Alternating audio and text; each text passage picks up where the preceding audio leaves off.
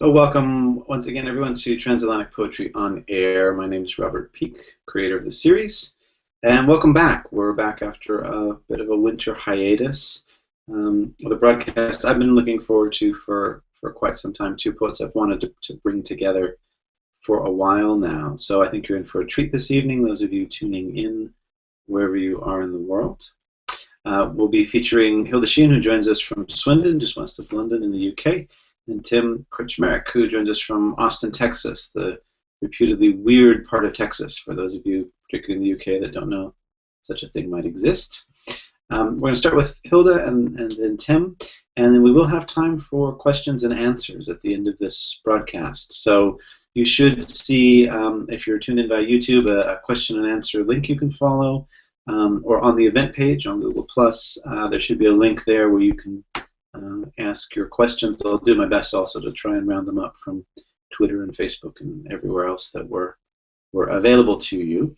So without too much further ado, Hilda Sheehan, a wonderful poet.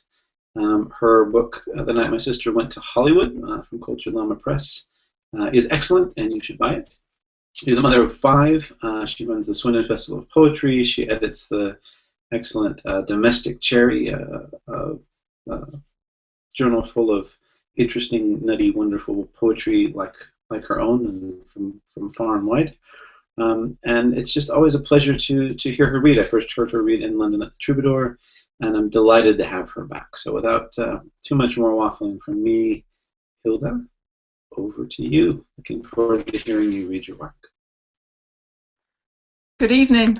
It's lovely to be here with everyone else, whoever's out there. I believe Joe Bell and Maria and other people who've said they're going to join us tonight, so hello.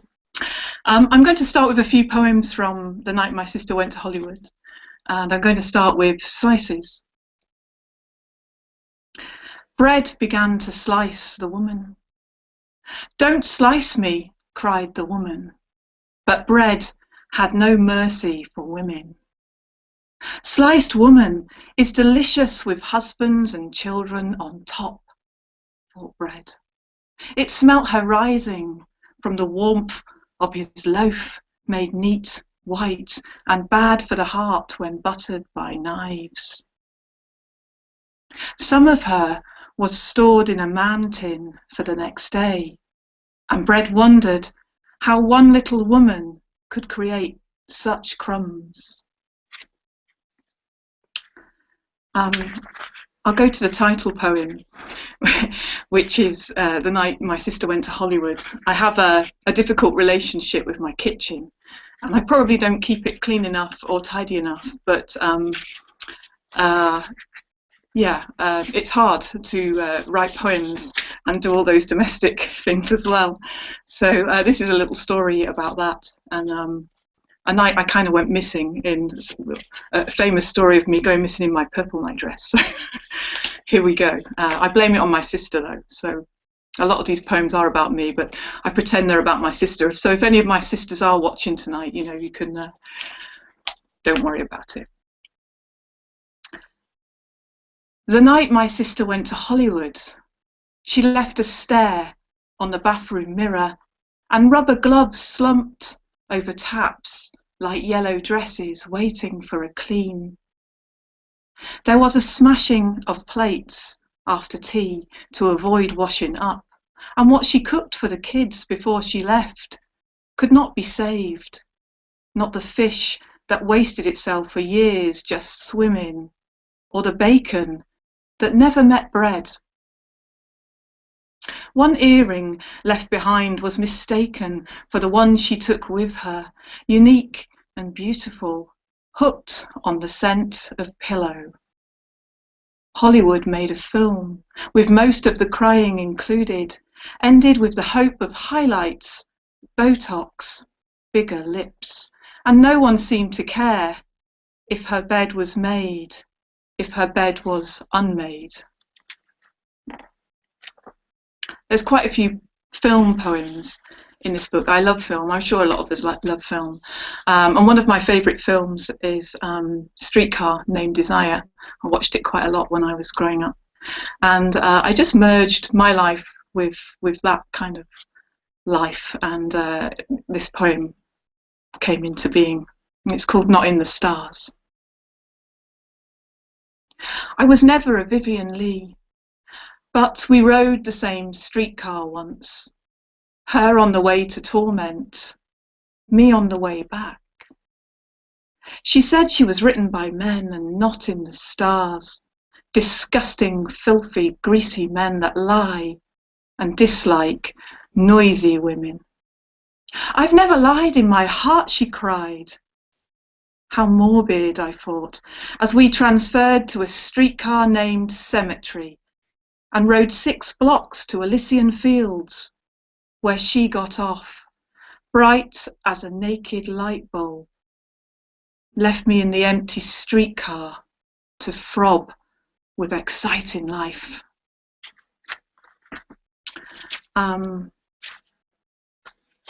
And I have a love of the bathtub. A lot of people know that about me. I don't know why I share these things, but I love being in the bath. And I do a lot of my writing in my head in the bath. And I'll end from this group of poems with The Seal. Sometimes the seal from next door borrows my bathtub to loll in cool water. He says there's nowhere left to get wet, and he lets himself in with the key I leave in a dried up sea under broken corrugated coral. When I get home, I close the mouth of the loo, sit and watch him swish this way and that. His fat, wet behind rises up and down like a barren island in a storm, sending waves to me. The kind that make you want to club the wicked or throw a fish. Later, when only his head can be seen, we talk in the ripples that circle him, silence our lost worlds. I don't know why he comes. It's not as if we're lovers. He's a seal, and I just live here. I've just had a pamphlet published in Chicago, actually, so hello to Chicago if anyone's watching from over there, and with some lovely drawings of Francis and Martine by my friend and artist Jill Carter, who kind of draws my imagination pretty well, so it's really nice to work with her. So I thought I would read a few from Francis and Martine. It's about 2 women who kind of live in an apartment together, but we don't quite know what their relationship is, and all sorts of things happen to them. One of them loses an arm. They go off into space, and in the end everybody dies, which it seems a bit sad and morbid, but it isn't really. It's just having a bit of fun with those ideas. These were stories I was writing when I went through a period of not being able to write poetry. So every Sunday I made myself write these stories, and I would just free write. And 2 women just kept coming into these stories, Francis and Martine. So I then collected them together, and here they are. So I'm going to start with The Goose, and the print's very small, so I've got to put my glasses on for this one. The Goose. Frances bought a goose. When she got it home, she discovered it was far too small for her. I can't take it back. This was the biggest goose in the shop, she told Martine. What would that say about my recent weight gain? Just wear the beak, suggested Martine. I don't wear beak, not without the whole goose body. Then eat the thing. I can't eat goose. That would be like eating my dog. Does the dog still fit you? That's not the point. It wouldn't be right. Are you sure they haven't sold you a chicken? It looks a bit small to be a goose. Or is it a size 10 duck? At last, Martine left the room and closed the bedroom door, leaving Frances alone with her goose. I don't go around wearing gooses, or geese, we should say. But it just seemed like perhaps that could be a fun idea to play with. A lot of these poems are just me, playing with unusual ideas, perhaps. This poem is The Glow, and it came about after seeing a fight in Tesco's.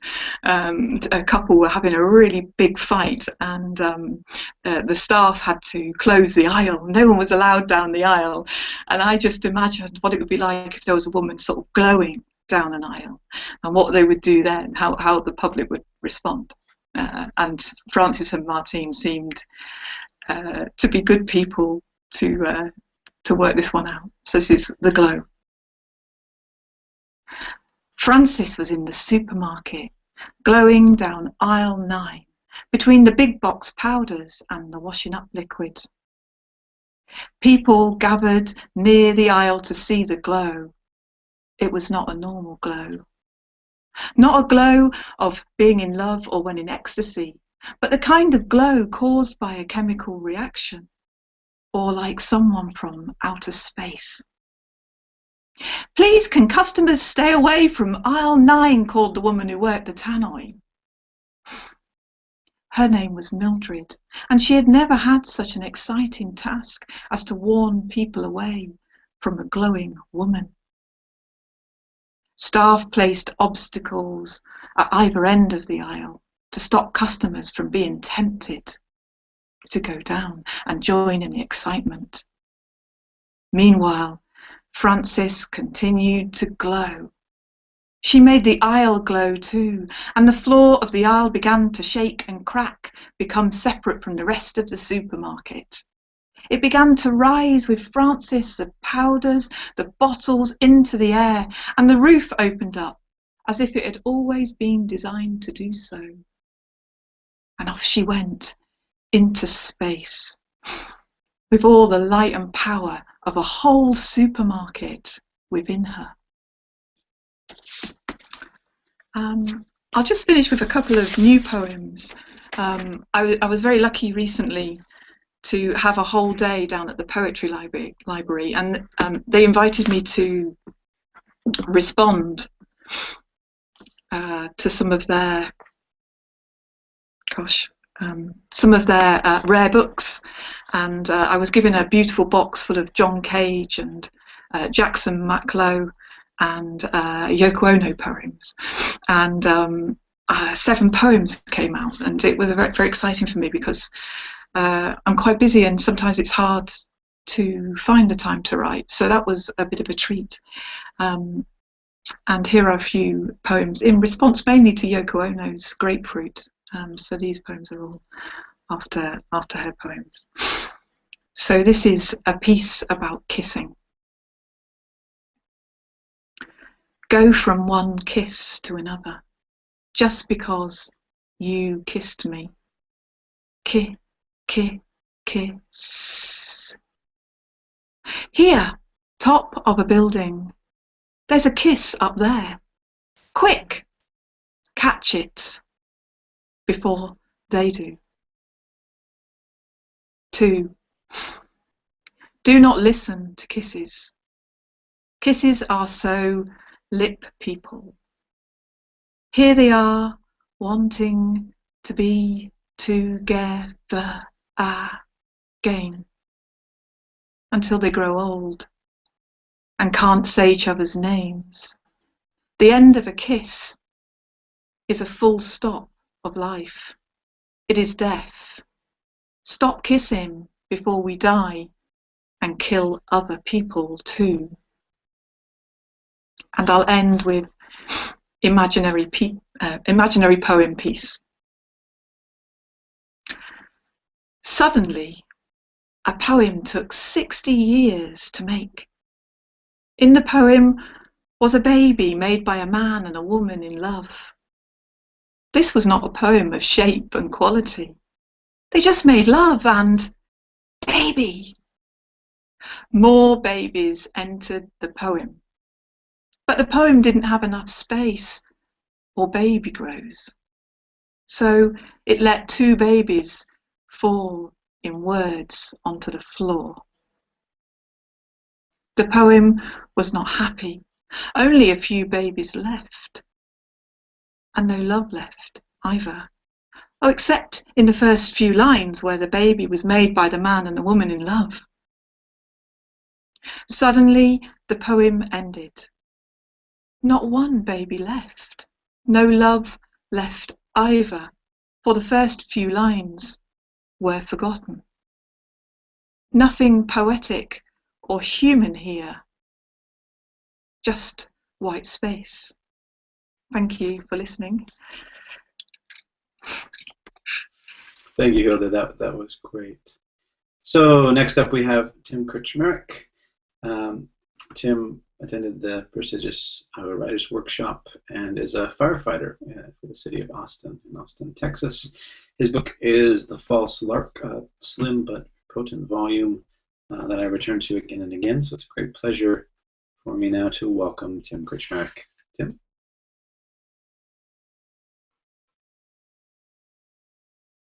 Thank you, Robert, and thank you, Hilda. That was beautiful. I'm going to read poems from my book, The False Lark, that Robert mentioned, and I think I'll slip in one new poem that I thought of. Hilda was reading, and she has a poem, The Glowing Woman, filled with the power and energy of an entire supermarket, which reminded me of Allen Ginsberg's A Supermarket in California. Wonderful poem, which I recently responded to at Christmas time. So I'll read one Christmas poem a little bit late in the season, but it's kind of a funny response to Allen Ginsberg's poem and kind of a funny riff off of Hilda's wonderful poetry. But I'm going to begin with a poem called Grandeur. Ladies and gentlemen, distinguished lords and ladies of Mount Olympus, Miss Dickinson, worshipful Martian throngs. What a pleasure it is to address you live via satellite from this satin floor pillow inside Ingres's Turkish bath, which has been generously presented by the good people of France to commemorate the maiden voyage of Marilyn Monroe, the Milky Way's only Lamborghini rocket yacht. It hangs prominently here in the Hall of Wonders, alongside Excalibur, Grendel's mother, the lost city of El Dorado, and the Fountain of Youth. More to the point, though, thank you for tuning in to my inaugural reading as Poet Laureate of the Space-Time Continuum. I will begin with selections from my new book, Excruciaticon, Seasons of Pretense. But first, I bring you the good news that earlier today I emerged from hell with Persephone safely in tow, as well as a contract signed by former President Richard Nixon, who has at long last agreed never to return from the dead, but instead to live out the endless torment of a desiccant slate-gray summer, tending his prized poison ivy vines and sprawling belladonna. Thus is world peace assured. In addition, at dawn this morning, my co-pilot, Bigfoot, reached nirvana and will be leaving us for a higher astral plane. It seems only yesterday I was rescuing him from roe poachers in the Alaskan bush, passing him the cup of language, watching him fumble through his first extended metaphor or top-secret scientific theorem. And so I dedicate tonight's performance to you, Bigfoot, exemplary humanist, faithful friend, hero of your own story.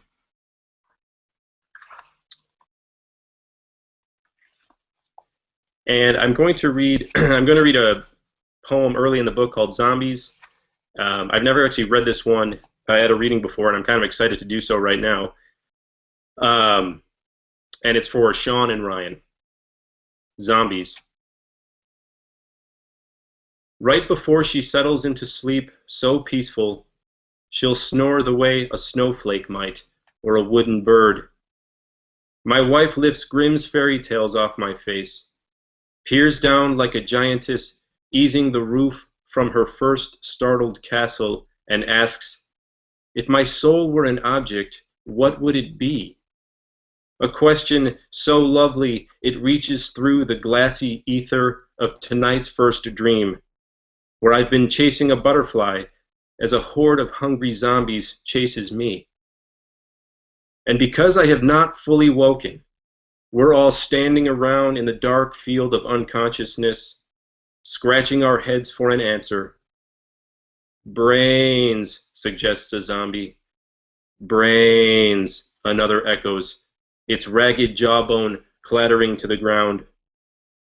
Our debate goes on like this a while, the undead throwing their weight behind brains, which would make your soul little more than chemical causation, a wind of neural phantoms, the white rabbit in evolution's magic hat. But I don't want to pull you close and whisper in your ear, lover, your soul is the white rabbit in evolution's magic hat. I'd rather sit here in the starlit grass, gazing upon the wondrous moon of your face, and see what the butterfly thinks when it rouses from a nap on my shoulder, its wings fluttering the way your eyes do when you dream you're falling and discover flight.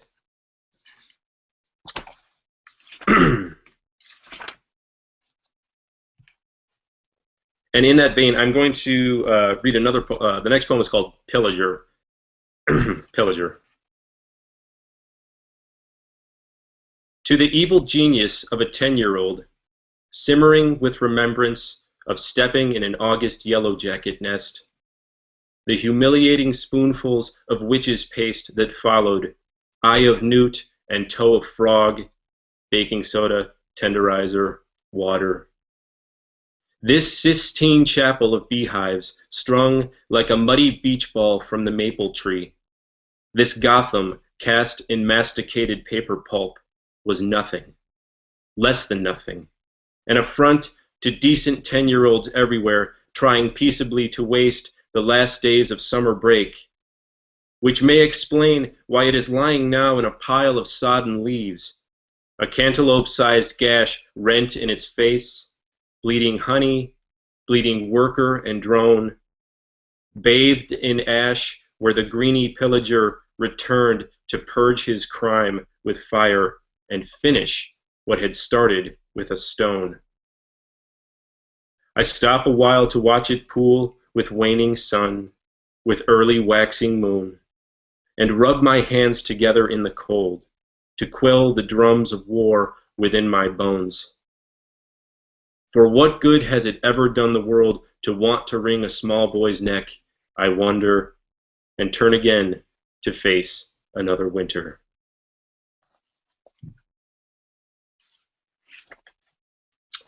That's kind of a grim. That's kind of a grim poem. This is not a grim poem. This is a great funny poem. It's a sonnet that I wrote a while back for Niels and Julia on the occasion of their marriage, and it's one that I'm happy to read to you now. It's called Tortoise for Niels and Julia. Forgive me if I call our love a tortoise, but only a shameless sonneteering poseur would lay before your heart the beaten horse of thrift-stored metaphor, or worse, the puerile tropes of celestial ice and fire, the false lark of spring moon and summer winged things, when love, our love, is such an earthly, ageless beast, incapable of flight, perhaps, can't sing, but swims the thrum of pleasure's flux and flow, like a titan I dragged from river mud years ago and penned in clover, in garden rose, and thought to make a pet. It was a dud. The lady dug to freedom while I slept. Love is its own shelter and won't be kept. There's another poem I want to read Hilda made a great and very poignant comment about how difficult it is to keep everything in its place and clean when you have kids. I only have one kid. I have a beautiful little son named Wyatt, and he's just a great, rambunctious little 2-year-old now. And even with one kid and 2 full-time jobs, it's a busy house, and it is hard to keep things neat and in their place. And my wife and I had spent, the house we live in now, we spent 6 years completely renovating ourselves with help from friends, but it was a huge project and a lot of work. And at some point I did write about that, and I wrote about how much harder I think it was for my wife to go through that process. Anyway, I wrote a poem for her called Girl Power. She's a social worker. Girl Power. When my wife arrives home after another day of saving the world from itself, after she unlaces her rocket boots, each one dropping with a metal thud, after she lets her belt of secret weapons fall by the umbrella stand and groans with pleasure, free at last of her bulletproof bra, she slips on her yellow bikini and walks out back to cool off in a waiting pool festooned with cartoon dolphins and clams. She raises a garden hose above her head like a long green snake and lets sun-drenched water flood her tangle of thick blonde curls. Watching from behind a dusty window in rooms we've sealed for renovation, I feel like that hideous sea beast in the background of Botticelli's The Birth of Venus, a palimpsest, an anomaly dumbstruck by beauty, gazing out from where the artist, that genius, painted me over. And let's see, maybe a couple more here.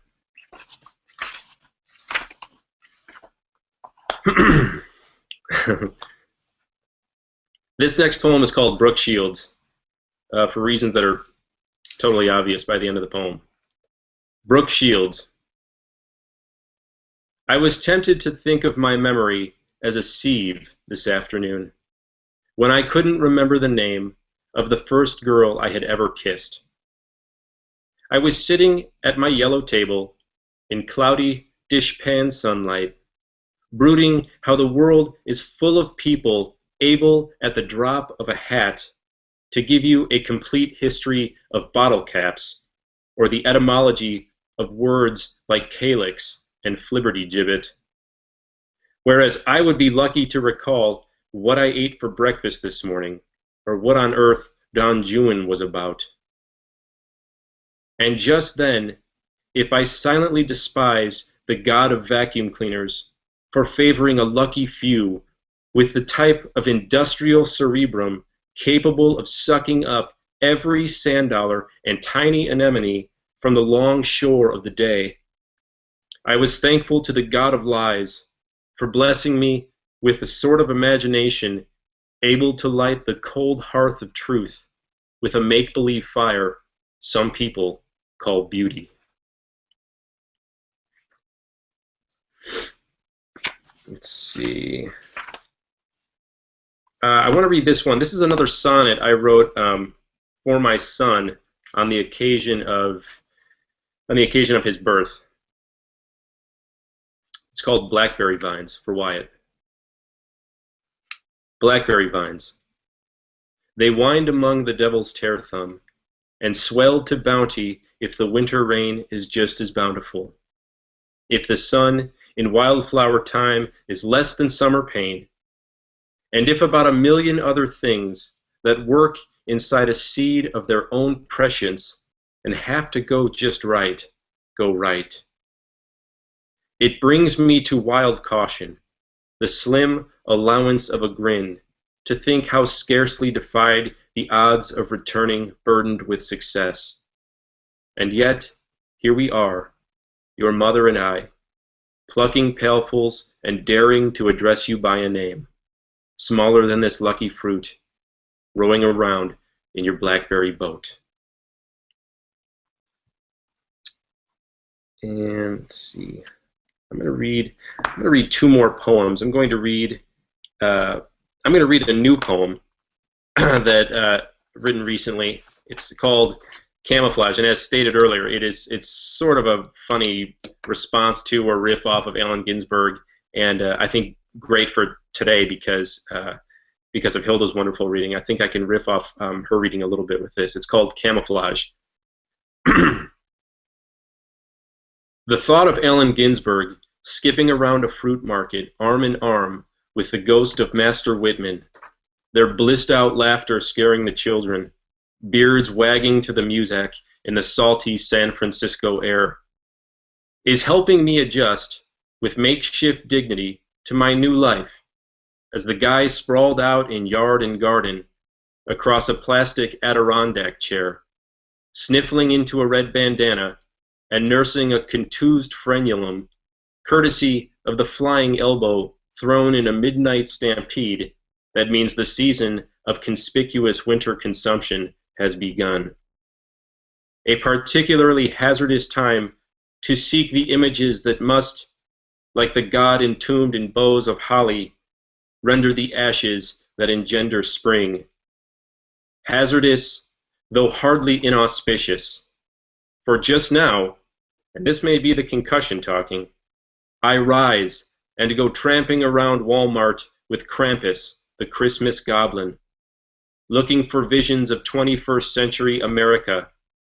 The Twinkie-shaped boy in camouflage pajamas gnawing a peg-leg-sized candy cane, or his poor sliver of a mother parking her larded shopping cart to kneel before a life-size nativity, shipwrecked so completely on the shore of celluloid penumbra, she might have overlooked the shepherds coming in from the starlight, the wise men extending gifts in the glow of a lamp molded to resemble a leg, a woman's leg, wearing a fishnet stocking and tasseled shade, that someone set to light the child in his manger on a bed of fragrant winter hay.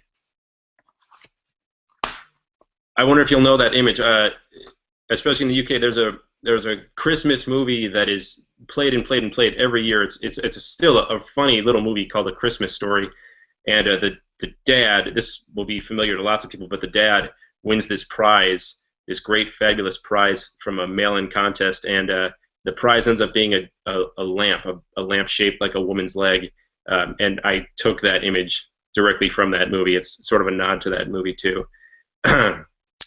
Anyway, A Christmas Story is the name of the movie. I'm going to finish with one more poem called Punk. And this is from the False Lark. Punk.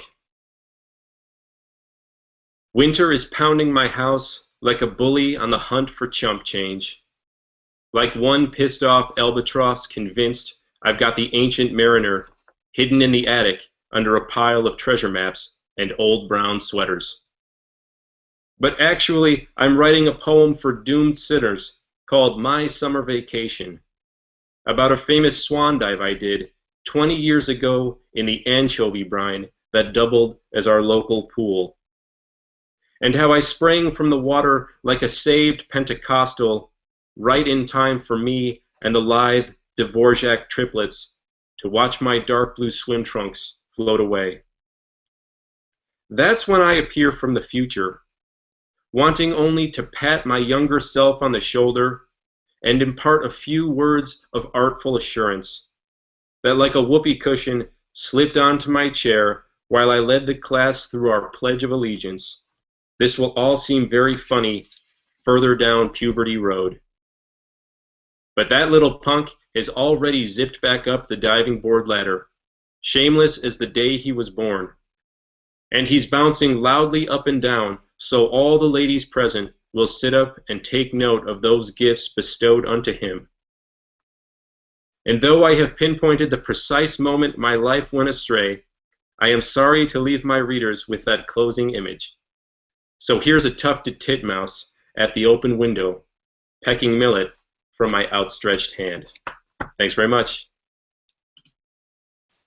Thanks, Tim. That was great. So a number of questions have rolled in while you guys have been reading your work. Let's see. Let's go to Mona Hamdi in New York. Mona asks you, Hilda, Are you a little bit more Frances or a little bit more Martine yourself? And she wants to know do you have any regrets in your work? I thought that was an interesting question. Any regrets in your work? And are you more Frances or more Martine? Does she think I should have? I don't think it was that kind of commentary. That's an interesting comment. Gosh, I think I'm more Frances, but sometimes I'm. I think they're the voices in my head. Why now then? Well, I've got to say, they are the conversations I have with myself in my head. So, which might worry a few of you. But yeah, I feel Frances is more, not really my sensible self, because I don't know that actually exists. But maybe the voice of reason. I think she's a bit more reasonable than Martine. Martine's quite demanding. Yeah. She's a one. Regrets. There are a few poems I think I shouldn't have published. But I'm not going to say which ones. And I'll leave it at that. I'll let you work it out. Kenneth KO said, don't ever publish poems that where you don't want people to know things about you. He said that's not a good idea. I think it's number 4 on the art of poetry is advice about writing poetry. I think I've broken that rule a few times. As we all do, I'm sure. All right. Thank you. That's good. Tim, any regrets? Anything? Any regrets in the poetry world? No, I have no regrets.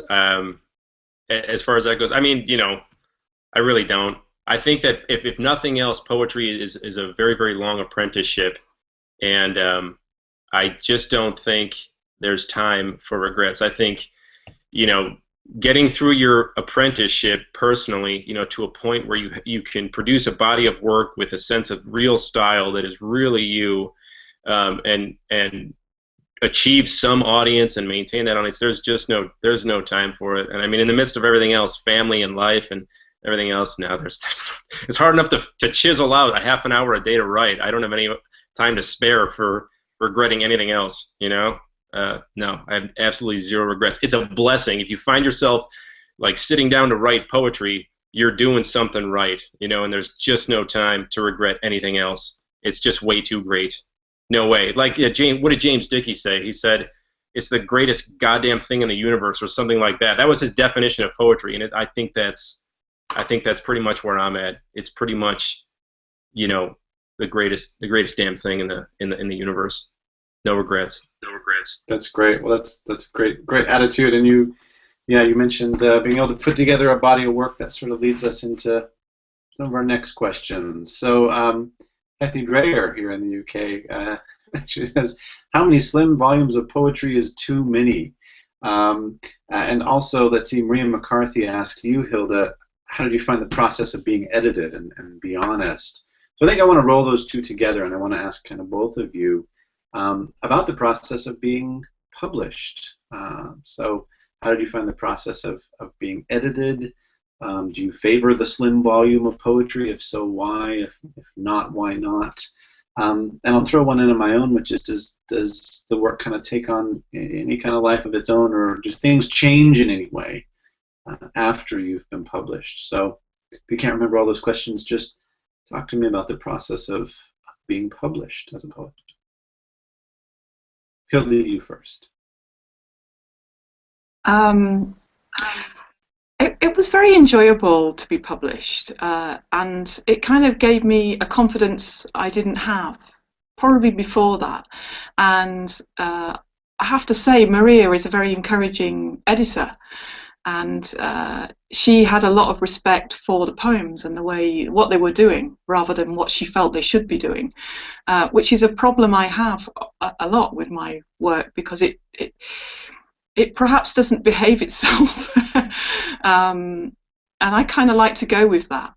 So I really respected Maria for that, and she did make some great editorial suggestions which helped the poems. It has changed things for me. I've had some great opportunities from having that book. so it's been a wonderful couple of years after that book came out, and it had a surprising effect on people, which it did take me by surprise. I wasn't expecting people to enjoy it so much. I don't know why. You don't, I suppose. It's always, I think the thing with writers, we don't often realise that side of it. Kathy Dreyer, now she's a poetry heckler. Yes. Can you? Did she say? Can you have too many slim volumes? How many slim volumes of poetry is too many? I think get the slim volumes in. I've really enjoyed having Francis and Martine. It just felt really nice to have a tiny book with lovely drawings in it, and I could be a bit wild and not worry about it too much. I worried a lot about the collection, whereas a slim volume, I think they're really great fun. So I feel collections are quite serious things, but chapbooks and pamphlets, I think they're amazing, and I think we need to have more of those around, more slim volume publishers, because it's just great to read, short versions of people's work, and they're often quite quirky and follow a theme. I think they're lovely. But yes. And what did you ask me? Has it changed? What was it? What was your question, Robert? Oh, just about how it's changed things. I think you mentioned. Oh yeah, I've already answered. It's opened some doors, and yeah, that's no. I'm a changed woman. Tim, your book, The False Lark, would qualify as somewhat slim. What are your thoughts on that? As far as that book goes, I think in this country, I think poets have two paths to follow when it comes to publishing. Is not easy in this country. It is not. Publishing a book of poems is really tough, and I think anybody would agree with that statement. I know when I had a volume. I had a volume published, a slim volume, like a chapbook. It was a 3-in-1 as part of the Lost Horse Press first New Poets short book series, and it was great to be in that little collection with two other really wonderful poets. And after that, I eventually was writing new poems and assembled a collection. And I said, I'm going to give myself 1 year. I'm going to apply to all the contests, all the first book contests, and this was as a young firefighter trying to fix up a house, working tons of added time, super busy, and I found myself literally nuts and bolts spending up over $100 a month on contest fees and stuff. And I don't want to complain about money, but when money means something and you're sending out to these contests because that's your best hope, you start by December, when the rejections have really rolled in, you're like, okay, whatever. And then you come to, I think a lot of poets come to that point, and they come to a crossroads where you're either going to do what Whitman did and just relentlessly self-publish your book and just relentlessly make America love this book until it becomes America itself. I'm not going to go quite that far, but like Leaves of Grass, he firmly ingrained that book into American culture, like basically beat people over the head with it until they found themselves beating themselves over the head with it because it was such a great, wonderful, and remains tremendous book. Or you can go the Emily Dickinson route, where you basically write your books and you tie them up with string and put them in your attic and just live in a kind of splendid isolation your entire life. I guess most of us have to walk a middle route between that. After a year of sending out and was getting my rejections, my friend Sean, asked me. He said, "What are you doing with that collection?" And I said, "Well, I'm about to go put it up in the attic and forget all about it." And he said, "Well, let me publish it." So I said, "Okay." And he said he had a press, and which I had known Sean for years and had no idea he had a press. He'd been publishing lots of music and things like that, and decided he wanted to start publishing books. So I said, "Okay, man." And I just gave him the book, and we sort of went through the editing process together. And when that book came out, I think I had an experience similar to Hilda. I've been very surprised at how far-reaching the reception has been. I get emails now from people saying, "Hey, I really liked your book, and will you send me some work?" And that's for me, that's like a sea change, So I think that's been the most surprising, wonderful thing about it. Also, I work for the fire department. I get firefighters who I know, and they'll come up. Firefighters come up saying, "Hey, I bought your book and I loved it," and they want to talk about individual poems, which I think is great. I like when people approach me and want to talk about the book and what they liked in it, or what they didn't like, which has yet to happen, but presumably will and should. As far as how many slim volumes and that sort of thing, I agree with Hilda. I think chapbooks are fantastic, and I believe in guerrilla publishing, honestly, because I think it's either going to be we're all publishing each other in this country, or we just have to sort of settle on prize culture. And not to knock prize culture or anything, because it's good to give prizes for meritable work. It's just that you have thousands of poets bottlenecking in this little tiny channel trying to get work published and out to a general population that has almost zero interest in poetry for who knows why. But the goal is to get through that bottleneck and then get back out to the general population, and get your work read by lots of people who might not otherwise read it. That's tough to do. I think chapbooks are a very great, very affordable way to do that. Yeah. And otherwise, I just really tend to think about the next poem in front of me, the next idea, the next poem in front of me. It was kind of a long answer. Sorry about that. All right. That's great. Well, I, for one, am certainly one of those people who's very glad that your work is not stuck up in an attic somewhere, and also very much a big fan of the slim little volume and its potential for getting more interesting work out there into the world, like yours. So another question. So Jo Bell, she says, Hilda, your work is funny, haha, but also funny, peculiar. And she describes it as dark and luminous as well. I think that's a great description. I think that really applies to your work as well, Tim. The moments of humor, moments of sort of funny peculiarity, and the dark and luminous part. So that's part of why I wanted to bring the two of you together. So I see this really applying to both of you. But Jo notes that it's somewhat unusual in a British context. The flavor of certainly of your work, Hilda. I think of yours too to some degree, Tim. So she asks, where and to whom do you look for poetry nourishment, to Europe, to the U.S.? So just in general, first of all, starting, I guess, with you, Hilda, where do you look for inspiration, for nourishment? What kind of poets do you find sort of simpatico in terms of style, and how does that work for you? I have to say, I'm a big fan of American poetry, and that probably does show in, I think. I love Poetry magazine. I eat that every month. It's my diet. I love the kind of variety that's published in the US, and I don't think there's much. There isn't such a thin line. Such a big line between what we call experimental poetry and mainstream poetry. It just all seems to be poetry, poetics, and it's celebrated. Here, I think, for the main part, and I love it too. They're not criticising it. I love mainstream poetry. I was at the T.S. Eliot Awards on Sunday, and I just loved it. I just felt there was some great poems read, and actually there was some great American poets read too. And a poet from Bombay. I mean, it was just wonderful, wonderful evening.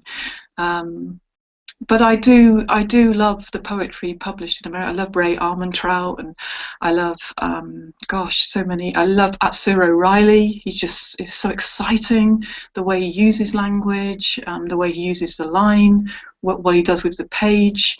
When I first heard him, I listened to him 5-6 times over, and you can hear that recording of Sunder on the Poetry Foundation website. It's just magical, and different to what you might hear in the UK. But the great poets for me, Kenneth KO, because of his humour. So I decided one year to read the whole of the Norton Anthology, and I came to Kenneth KO and I stopped, and then I read all of Kenneth KO because he felt like someone I knew, and he died in 2005, and I just wish he's a poet I would have liked to have met. He did a lot for poetry, did a lot for children and poetry, of things I believe in. he's an exciting voice, and one I can hear. But I was recently at the Troubadour at the prize giving, and Amy Wack, I'm going to name her because she said this out loud, and it was interesting to me, and I'm going to share it with this audience, and maybe she'd like to comment on it. But she said, we didn't choose any funny poems because one man's humour is another man's bad taste. And I felt that was really interesting, and perhaps says a lot about British, even though she's an American, about poetry here sometimes. You know, there's sometimes not a lot of fun going on. It's quite, you know, but I don't know. I got a lot of fun from Tim's poems. I loved them, and I'm glad to have met you, Tim. And I wouldn't have had this opportunity without Robert's wonderful program. So that's great. That's my take on it all. Thank you. Hope that answers your question, Joe. Well, I'm sure if it doesn't, she knows where to find you. But yeah, thanks. That's great. And I think one of the things I love about both your work is that there is an opportunity for fun, but serious fun, deep fun. Often, you know, the kind of fun that's startling and surprising about the human condition. And one of my mentors, I think, one time described a kind of poetry that doesn't care whether or not you think it's poetry. You know, and I like that idea.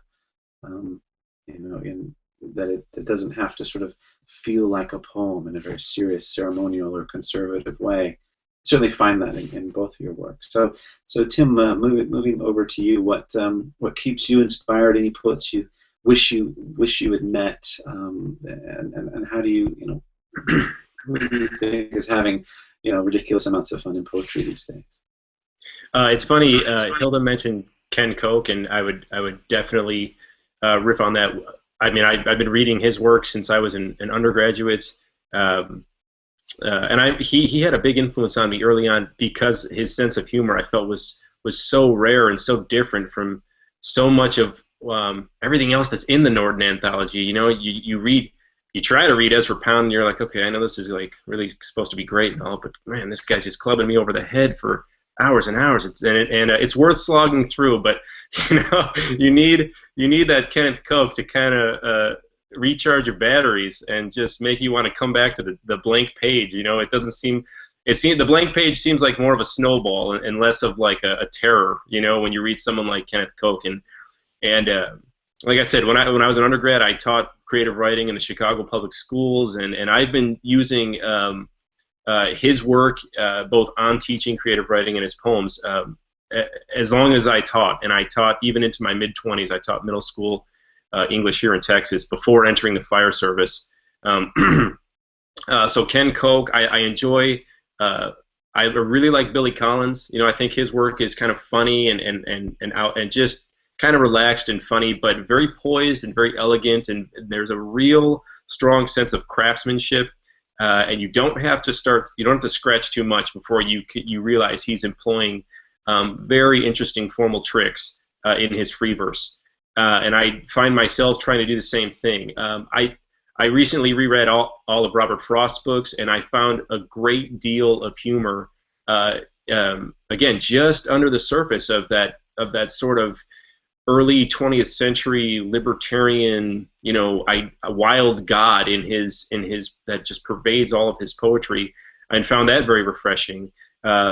Maxine Cuman, I think, is a tremendous poet for the same reasons. Very serious, but there's a real sense of sturdiness and staying power in her poems, and I think it's because her poetry adheres to what one famous critic, somebody said about Shakespeare, tragedy is tragedy, but comedy is serious business. It was either like Northrop Frye or Harold Bloom or somebody very intelligent and way high up in the academic echelon said that, and I think that's true. There's real comedy. I think helps us approach really what is truly tough about life, and I think those things that really just wear us down every day and make us just want to kind of hang it all up and not come back to the workbench, whatever that bench produces. Comedy is that thing that's going to regenerate you, you know, while you're doing the work. So it's great. It's like an alternator. You know, it does what an alternator does in a car, I guess. You know, of a weird way to look at it, but another poet. There's a youngish poet in America. I've never met her, but I've read her work, and I find it very, very funny. Her name is Sandra Beasley. She wrote one book in particular called "I Am the Jukebox," which is I think that's just a great book. It's always really stood out for me among younger poets in this country, like myself. You know, I feel like it's a book that's just really, really funny, and I find myself going back to that book in particular as well. So, and I will say there is also the Norton Anthology of Light Verse. I'm staring at it right now on my bookshelf, and if you don't have it, it's worth picking up. You can find it super cheap.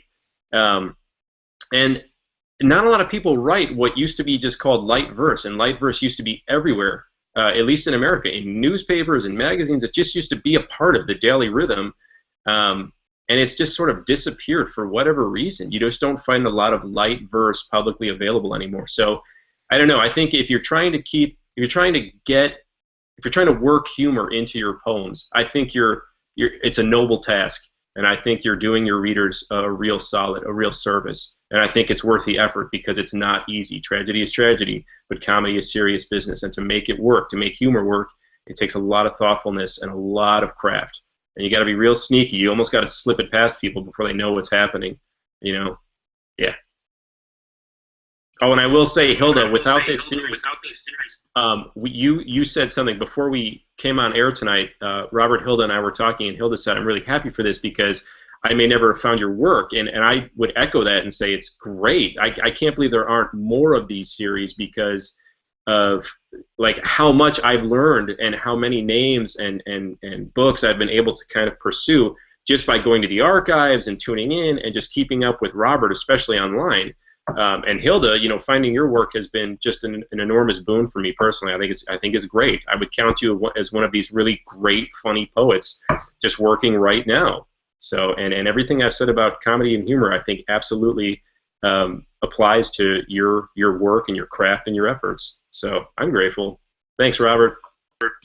Wonderful. Well, thank you, Tim. Yeah, it's just a pleasure to bring poets together and widen our understanding of what's possible. And that's felt like a lot of what we've been doing and aiming for tonight. So thank you both for two outstanding readings.